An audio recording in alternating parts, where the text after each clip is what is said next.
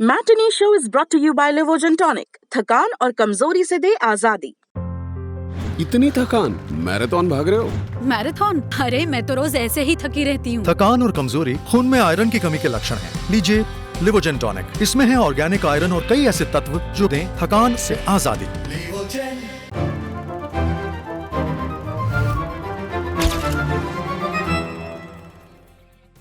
नमस्कार दोस्तों, मैं हूं दिव्यांशी। स्वागत है आप सभी का मैटिनी शो में। यह भारत टॉकीज सेगमेंट जहां हम बात करते हैं रीजनल सिनेमा की।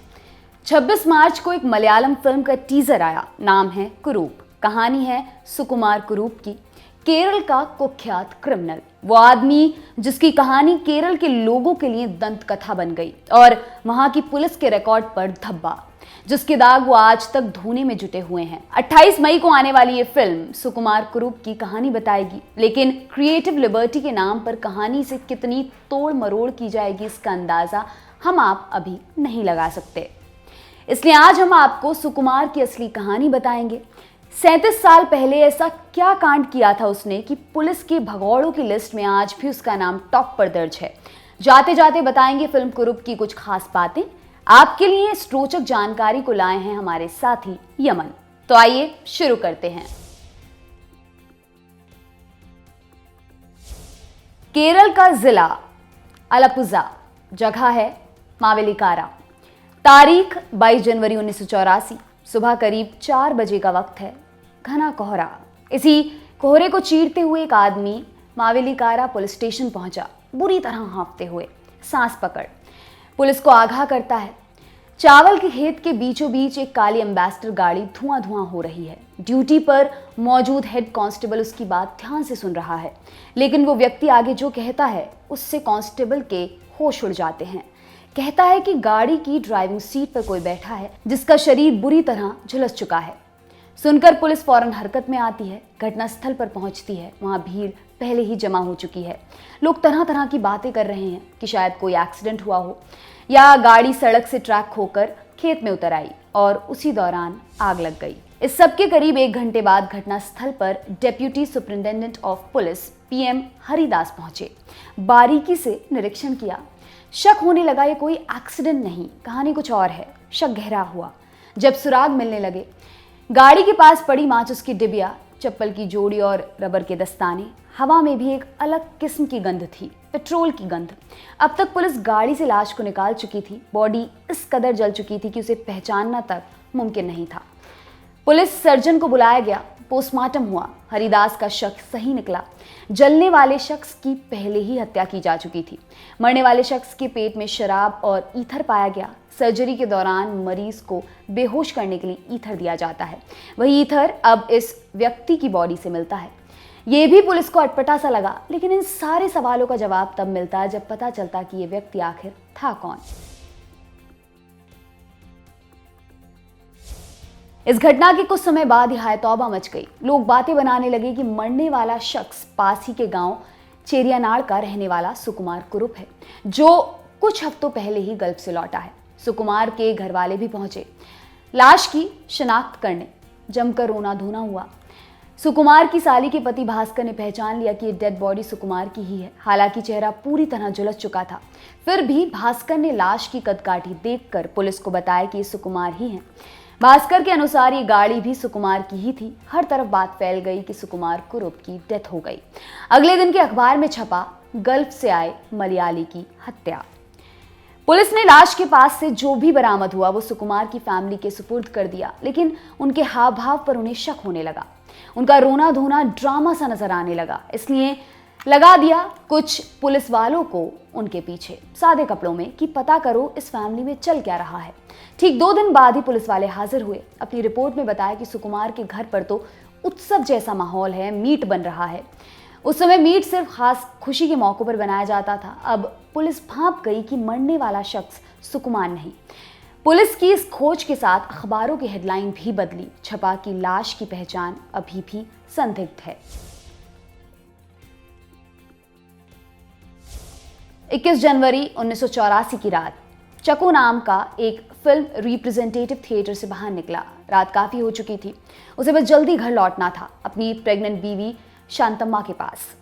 रोड के किनारे खड़े होकर हर आने जाने वाली गाड़ी को हाथ दिखा रहा था लिफ्ट के लिए। तभी एक ब्लैक एम्बेसडर उसके पास आकर रुकी। गाड़ी में 4 व्यक्ति बैठे थे, सुकुमार, भास्कर, उसका खास ड्राइवर पुनप्पन और उसका दोस्त साहू। चको ने अलपुजा तक के लिए लिफ्ट मांगी। एम्बेसडर का दरवाजा खुला और अगले ही मिनट चको गाड़ी में इन चारों के साथ था। चको इस बात से पूरी तरह अनजान था कि इन चारों के दिमाग में क्या चल रहा है। गाड़ी बढ़ने लगी। भास्कर ने पहल की, अपने गेस्ट की ओर ब्रांडी का ग्लास बढ़ाया। भास्कर ने इस ग्लास में पहले से ईथर मिला रखा था। चको कुछ झिझका, फिर मना कर दिया। दूसरी बार फिर ऑफर किया, लेकिन थोड़ा अकड़कर चको ने फिर से मना कर दिया। ये पुनप्पन के लिए इशारा था। उसने गाड़ी हाईवे से उतारकर सुनसान रास्ते की ओर मोड़ ली। दूसरी बार ना सुनने के बाद भास्कर का मिजाज बिगड़ा। चिल्लाकर बोला, चुपचाप पियो इसे। मारे डर के चको ने हाथ से ग्लास ले लिया और एक घूंट में अपने गले में उतार लिया। कुछ ही सेकंड्स में ईथर ने असर दिखाना शुरू भी कर दिया। चको बेहोश हो गया। मौका देखकर भास्कर और साहू ने तौलिए से उसका गला दबा दिया। इसके बाद चारों बढ़े भास्कर के घर की ओर। वहां पहुंचकर चको के कपड़े, घड़ी और अंगूठी उतारी। उसे सुकुमार के कपड़े पहनाए। उसका चेहरा बिगाड़ा इस कदर कि अब किसी भी पहचान से वो परे था। चको की लाश के साथ मावेलीकारा के खेत में पहुंच गए। लाश को ड्राइविंग सीट पर बिठाया। ढेर सारा पेट्रोल छिड़क गाड़ी को स्वाहा कर दिया। गाड़ी को आग लगाते वक्त भास्कर का हाथ भी झुलस गया। आगे जाकर यही झुलसा हुआ हाथ पुलिस के लिए पहला सुराग बना। जब उन्होंने भास्कर से इसके बारे में पूछा और उसने हर बार हाथ जलने के पीछे की अलग वजह बताई। पुलिस को शुरू से ही सुकुमार के करीबियों पर शक था। उधर चको के भाई ने उसकी गुमशुदगी की रिपोर्ट दर्ज करवाई थी, इसलिए अब उसके परिवार को लाश की शिनाख्त के लिए बुलाया गया। चको की बीवी ने अपने पति को पहचान लिया। उधर भास्कर से पूछताछ के बाद पुलिस का शक यकीन में बदलने लगा कि निश्चित ही सुकुमार जिंदा है। एक एक कर उसके सभी खास लोगों को उठाया जाने लगा। साहू की बारी आई तो उसने सब उगल दिया। पुलिस के लिए केस साफ हो गया। बस अब सुकुमार कुरूप को पकड़ने की देर थी। कुरूप को ढूंढा जाने लगा, लेकिन उसका कहीं कोई पता नहीं चला। पुलिस की तलाश जारी रही। इधर उन्होंने भास्कर और पुनप्पन के खिलाफ चार्जशीट दायर कर दी। साहू को गवाह बना दिया गया। भास्कर और पुनप्पन को कोर्ट ने दोषी पाया, लेकिन इस हत्या का सबसे बड़ा आरोपी कुरूप पुलिस की पहुंच से दूर था। इतना दूर निकल गया कि 37 साल बाद भी किसी को नहीं पता कि कुरूप आखिर है कहां। केरल का गांव चेरियानाड, उसी गांव की एक मिडिल क्लास फैमिली में जन्म हुआ था गोपाल कृष्णा कुरूप का। बचपन से ही गोपाल उधमबाजी में एक नंबर था। किसी तरह स्कूल पूरा किया और आगे जाकर ज्वाइन कर लिया इंडियन एयरफोर्स बतौर एक एयरमैन। लेकिन यहाँ भी गोपाल का मन नहीं लगा। कोई ना कोई बहाना ढूंढता घर निकलने का। ऐसे ही एक मौके पर छुट्टी लेकर घर गया और कभी नहीं लौटा। उधर एयरफोर्स ने उसे भगौड़ा घोषित कर दिया। उस पर इंक्वायरी बैठा दी। गोपाल को इस जांच की खबर लग गई। यहीं से शुरुआत हुई उसके खुराफतीपन की। जांच करने आए पुलिस वालों को रिश्वत दे दी। बदले में पुलिस वाले ने अपनी रिपोर्ट में लिखा, गोपाल कृष्णा कुरूप मर चुका है, केस क्लोज्ड। गोपाल जानता था कि अब इस नाम के साथ नहीं रह सकता, इसने नया नाम अपनाया, सुकुमार। कुछ समय बाद ही इंडिया छोड़कर दुबई निकल गया। वहां एक मरीन ऑपरेटिंग कंपनी ज्वाइन कर ली। अच्छी तनख्वाह थी। जिंदगी मजे में कटने लगी। पैसों को लेकर सुकुमार का हाथ बहुत ढीला था। दोस्तों के शराब के खर्चे वो उठाता, बड़ी बड़ी पार्टियां होस्ट करता, बेलगाम पैसा उड़ाता। दोस्तों के बीच ऊंची शान दिखाना उसे पसंद था। उसी दौरान गांव के पास एक प्लॉट भी ले लिया। वहां खुद का आलिशान घर बनाना चाहता था। उसी बीच एक बात उड़ने लगी कि दुबई की कंपनियां अपनी वर्कफोर्स घटाने में लगी हैं। इसमें कुरूप की कंपनी भी शामिल थी। अब डर सताने लगा, सेविंग्स खत्म होने की कगार पर थी। ऊपर से अब नौकरी भी नहीं रहेगी। दूसरी ओर गांव वाले प्लॉट पर घर बनाने का काम भी शुरू हो चुका था। इस पॉइंट पर कुरूप को जरूरत थी पैसे की, वो भी ढेर सारे पैसे की। उसे दो चीजें सूझी। पहला तो याद आया कि उसने अपने नाम पर 8 लाख रुपए का बीमा करवा रखा है और ये 8 लाख रुपए उसकी मौत के बाद ही मिल सकते हैं। दूसरा, उसने किसी जमाने में एक इंग्लिश मैगजीन पढ़ी थी जिसकी कहानी में किरदार ने अपनी मौत का झूठा नाटक रचा था। ये आइडिया उसे जम गया। इंडिया लौट आया। भास्कर, साहू और पुनप्पन के साथ मिलकर किसी मेडिकल कॉलेज से डेड बॉडी का जुगाड़ करने लगा, लेकिन कोशिश बेकार साबित हुई। कोई और रास्ता ना निकलता देख उसने फैसला लिया किसी का मर्डर करने का और प्लान ऐसा बनाया कि सबको लगे कुरूप की डेथ हुई है। इससे बीमा का पैसा भी मिल जाएगा और किसी को उन पर शक भी नहीं होगा। बाकी 3 को बताया, वो भी मान गए। फिर 21 जनवरी 1984 की रात चारों मिले, साथ खाना खाया, शराब पी और निकल पड़े किसी आदमी की तलाश में ताकि उसे मारकर गाड़ी को आग लगाया जा सके। उसी रात उन्हें चको मिल गया। सारी चीजें मानो उनके प्लान के हिसाब से चल रही थी। उसके बाद हुई वारदात पूरे देश के लिए सनसनी बन गई। ये तो थी कुरूप की कहानी, उस रात की कहानी जिसकी खुली कड़ियां जोड़ने की कोशिश पुलिस अब तक कर रही है। अब बात करेंगे इस कहानी पर आने वाली फिल्म की, यानी कुरूप की। मेकर्स ने साफ नहीं किया है कि कहानी के लिहाज से फिल्म में कितने चेंजेस देखने को मिलेंगे। फिल्म से जुड़ी तमाम जानकारी बचाते हुए बस कास्ट के बारे में बताया गया है, लेकिन फिल्म की कास्ट ही ऐसी है कि इंसान बिना कहानी की परवाह किए सीधा टिकट बुक करवा ले। इसी कास्ट की बात करेंगे और जानेंगे कि फिल्म में कौन कौन है। फिल्म के लीड एक्टर होने के साथ साथ फिल्म के प्रोड्यूसर भी हैं। टिपिकली दुलकर रोमांटिक फिल्मों में दिखाई देते हैं, लेकिन यहाँ इमेज चेंज कर क्रिमिनल बने हैं। अगर अच्छी साउथ इंडियन फिल्में देखने के आदी रहे हैं तो दुलकर के काम से भली भांति परिचित होंगे। हिंदी ऑडियंस दुलकर को द जोया फैक्टर और इरफान खान की फिल्म कारवां से पहचानती है। देखने लायक होगा कि दुलकर इस किरदार में अपनी ओर से व्हाइट और ब्लैक के कितने शेड भरते हैं।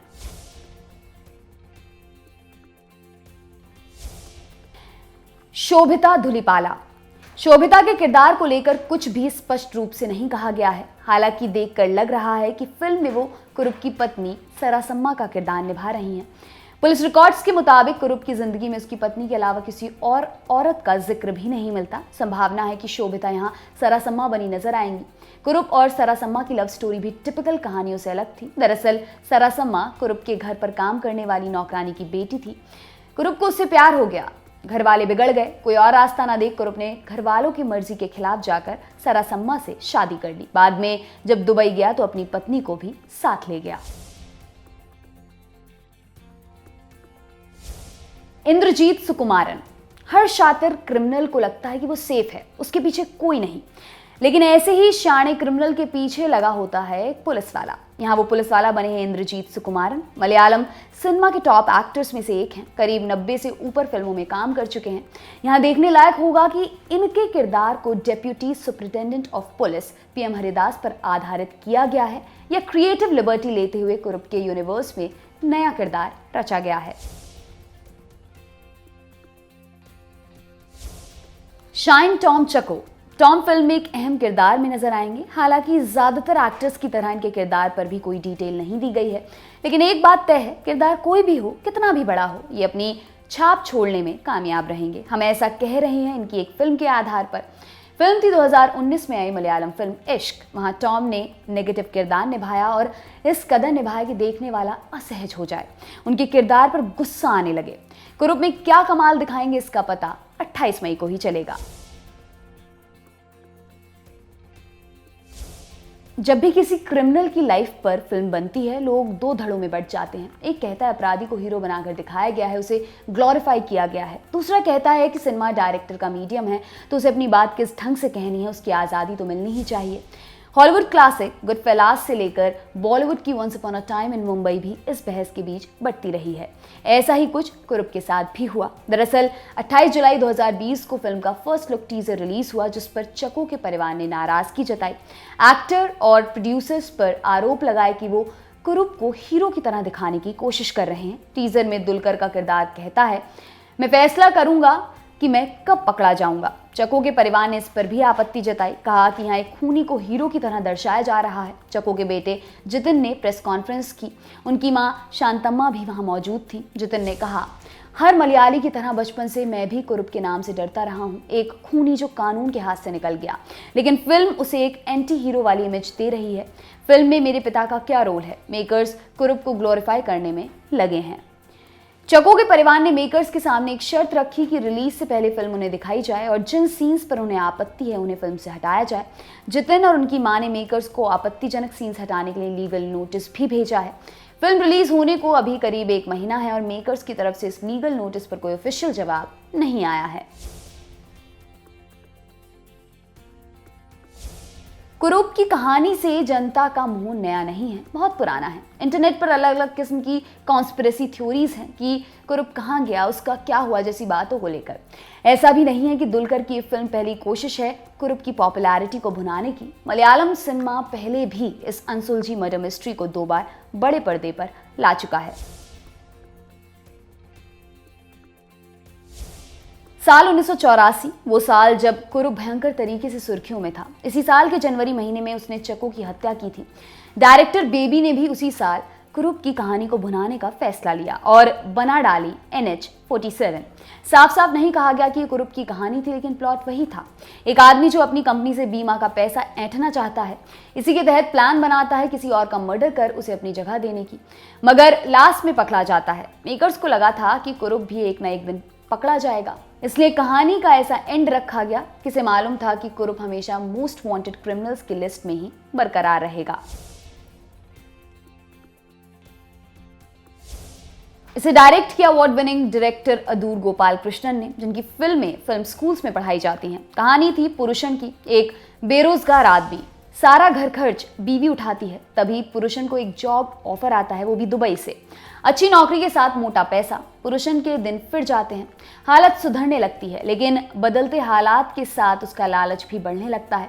यहाँ भी कहानी बीमा के पैसे पर आकर अटकती है। उसी को लेकर किसी का मर्डर करने का प्लान बनाता है।